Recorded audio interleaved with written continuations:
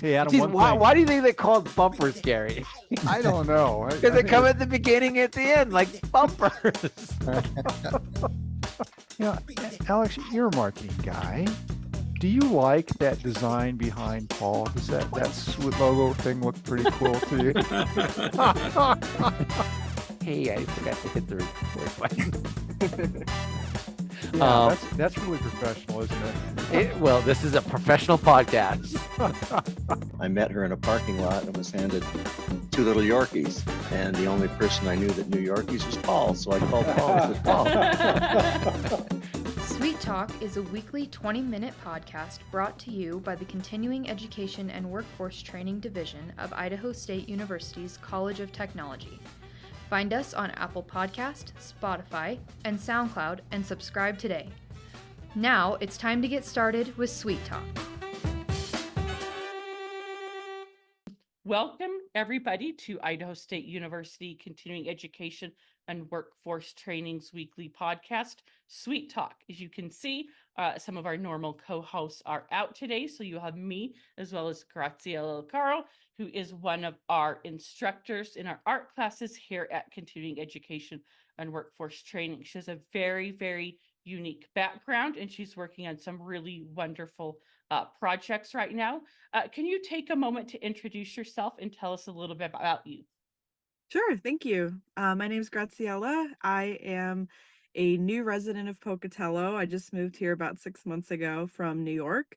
And I'm currently working on finishing my master's thesis in 3D animation, specifically for video games. So that's kind of my main background, is making art for games. And I recently started teaching classes with ISU's continuing education program. Most specifically, I am focusing on digital and traditional art classes. So I started this semester teaching about 5 classes, and then I think this summer I'm going to be teaching 8, which is really exciting. And yeah, I've been really enjoying it so far, and I'm happy to be here. So thank you for having me on. You're welcome. Part of the reason I'm very excited to have you as a guest on this podcast is because your classes have just gone over so well. We've had some of them that have been waitlisted. For reference, she teaches a lot of classes with oil painting, some 3D rendering type of classes on Procreate. And what's very unique is that all of them have run the semester. And sometimes it takes a bit for instructors to build their audience, and this one went over extremely well. We look forward to having some of your classes this summer as well. But I'm really interested to hear about your game design. Can you tell us a little bit about that? Sure. So for my thesis project, as a master's student, I have to come up with a project to do for an entire year. It's completely self-led, and I decided that I really wanted to have some experience kind of leading a project and having one of my ideas go from concept all the way to final, like a final playable game. So I kind of gave myself a big challenge by putting a team together and working collaboratively on this project. It's been going really well. So the game that I'm making right now is called Lost Roots. The premise of the game is that you are growing roots underground. It's a 2.5D perspective game, so you're growing in 2 dimensions, but the rest of the game is 3-dimensional, if that makes sense. And so you're growing roots underground. You're kind of making a network of these roots, and it's all taking place underneath a cemetery. So as you're exploring underground, you're able to talk to all of the spirits in the cemetery, and it's later revealed that the reason that you're here is because you were the most recently buried person in the cemetery. And so as you explore, you kind of the narrator goes through all 5 stages of grief, kind of learning that they've died and that they're meeting the other residents that are in this cemetery. And I won't spoil the ending because that's, the There's a big twist at the end. But yeah, no, I'm really excited. So I've been kind of this is my idea, and I gathered a bunch of really talented people to work with me on it. We have, someone doing the developer work, so all the coding and stuff. We're working in Unreal Engine. I am primarily focused on kind of managing the team and also doing all of the 3D artwork because it's my background. We have somebody doing 2D animations who will actually kind of be animating some of the things that the spirits are talking about, so like their memories basically. And then we have someone working on audio, so creating custom music for our game, creating sound effects, all that stuff. So yeah, and then we also have a marketing person kind of starting to get our Instagram going. So what we're working on now, we're kind of considering a proof of concept since it is technically a student project. We are still going to probably be publishing this as basically a demo. And then we're hoping to take this piece and bring it to game publishers, like indie game publishers, and see if anybody will pick up the project and let us kind of build it into a final full scale game, because right now we're only doing like 10 levels. It's a pretty short game. It probably would take less than 30 minutes as is to play. But I'm with me being a student and me having only a year and a small team to create it, we didn't want to make like a huge experience. I would have never been able to graduate. Well, So yeah. yeah, I think that's so exciting, especially because it's taking elements of uh the process of grief into it. And Yeah. I think it's really neat that you're exploring like other people who have passed. Mm-hmm. I hope that I can play it one day. I think it'll be Yeah. really cool. Now kind of switching topics because you've talked about your game, which honestly I'm really excited. I'll have to find out later if we could where we can watch for that. How Yeah. did you get into game design and art? Was that kind of something you've always wanted to do? Sure. So I've been playing games since I was 3 years old. I mainly grew up playing games on a Windows 95 computer, and I had probably over 100 CD-ROMs, most of which were educational games that my mom bought me. And I've just always really felt close to games, especially being an only child. I found a lot of comfort in playing them. And so as an adult, I actually started streaming on Twitch back in I think it was December of 2020. And I was playing video games live during the COVID shutdown as a way of kind of being social with other people, because I was living alone in New York. And so that kind of blew up, and I was really enjoying that. And I made it actually like pretty much a full-time job while I was going to school for my master's degree.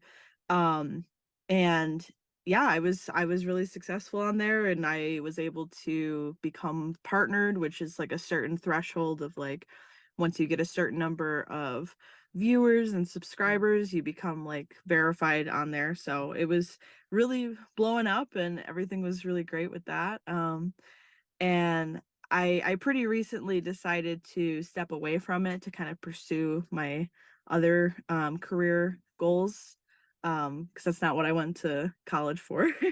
Mhm. But during that time, I really was able to dive deep into games, especially retro games. And I've learned a lot about game design from games that were made in the 90s, 80s, 90s, Mhm. some of those games that were like revolutionary at the time, right? So I really enjoy playing those games because I see how they were able to solve problems and make games fun with very limited resources and just technical um just I don't know, like technical things that they were able to create back then, because they were extremely limited. So taking elements from those games and implementing them into my own kind of ideas and game design visions.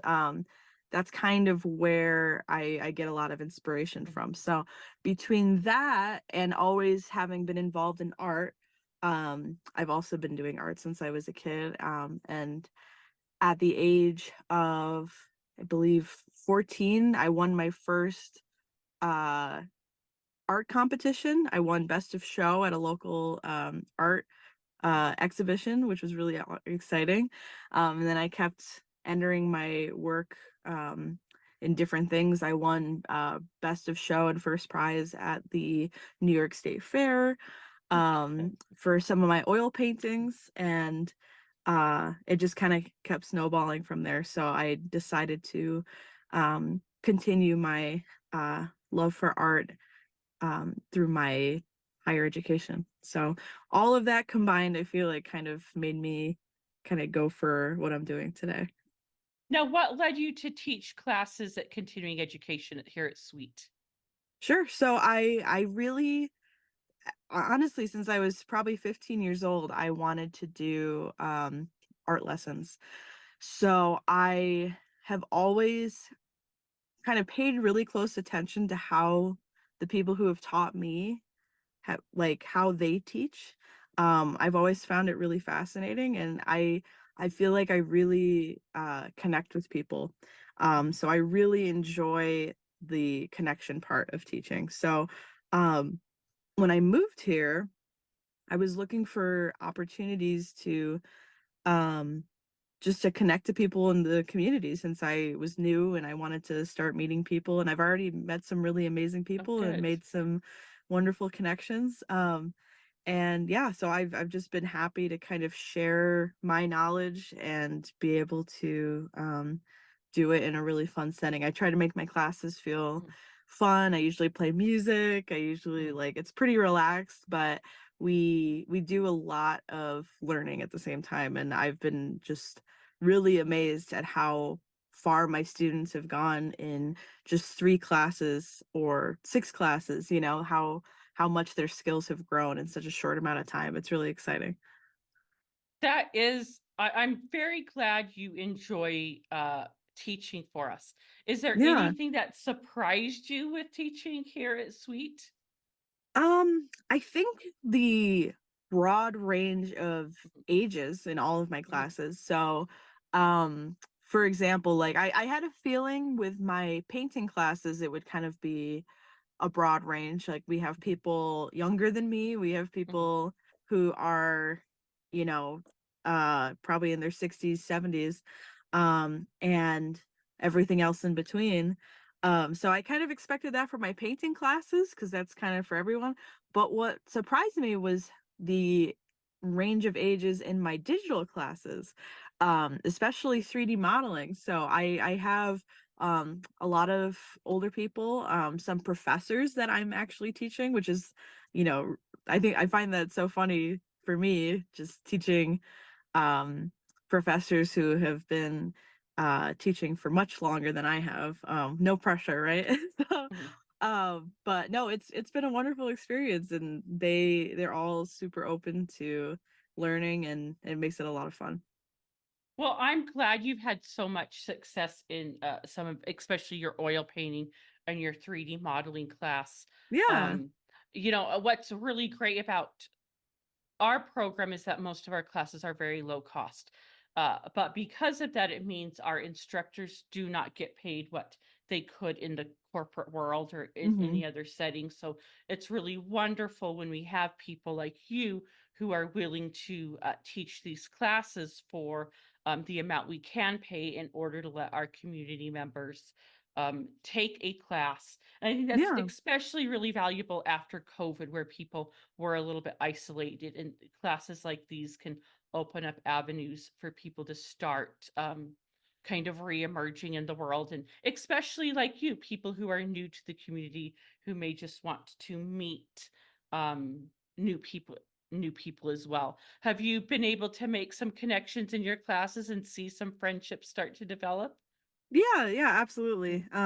There's a couple people that I met through my painting classes, especially that I've, just Mhm. connected with, and hoping to stay in touch, and definitely hoping that they continue to take classes in the summer, because we have so many new classes that I'll be offering in the summer. Yeah, and our summer classes, that catalog will hit at the end of April for people to start registering for. We will send out an email to anyone who's subscribed to let you know those classes has opened. And as she had mentioned, as our guest had mentioned before, she is teaching several art classes. I'm very, very excited. There is one that will be dependent on weather, and that's an outdoor painting class, which I'm extremely excited about. We're running a bit low on time, so as we wrap things up, I'd like you to give an opportunity to let people know where they might be able to find some of your work, especially where they might be able to look for your Instagram for your game. Can you take a moment to tell people how they might be able to find some of your work? Sure. So the main place would be my ArtStation. So if you just look up my name, Graziela Larroca, on ArtStation, it will come up. And then for my game, we have an Instagram kind of for the team name. So the handle for that is Play Orbital Games on Instagram. And for all of you that are interested in taking a class from her, from our guest, you can find our list of classes at cetrain.isu.edu. You can also reach us at 208-282-3372. We do have many classes currently running, but you'll be able to see new art classes pop up, especially with our guest here, beginning at the end of April. So that's not too far away. If you've got any questions about what she may be teaching, go ahead and give us a call at that number at 208-337-282-3372. I will be happy to go through the catalog I'm building and let you know what classes will be offered. I want to thank you so much for being on. I've had such a Yeah. great time hearing about your classes. So thank you again to our guest, and for the rest of you, be safe out there.